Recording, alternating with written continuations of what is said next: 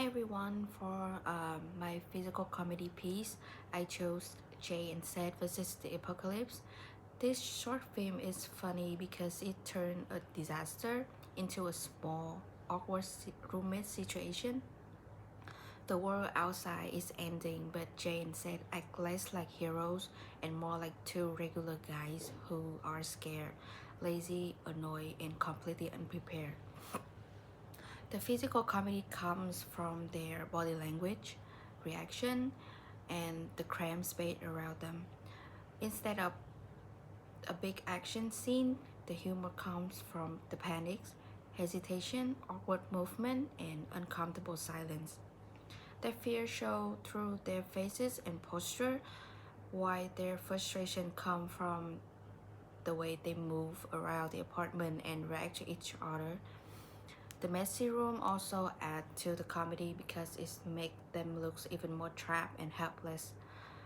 This piece is irrelevant today because it connects the modern anxiety, friendship, and being stuck with someone during the stressful times. For instance, it was the COVID time for us. The intended audience is the teens and adults who enjoy awkward humors, dark comedy, and realistic character in ridiculous situation. It also comments on how people do not always become brave or noble in a crisis.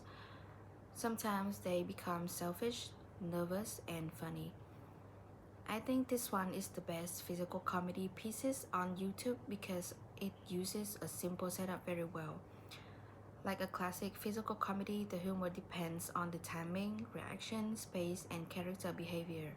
Chen said bodies show the joke just as much as the words do. So overall, Chen said versus the apocalypse is funny because it makes the end of the world feel like the bad roommate argument. It it is awkward, physical, and relatable, which make it a strong example of physical comedy. And thank you all for watching.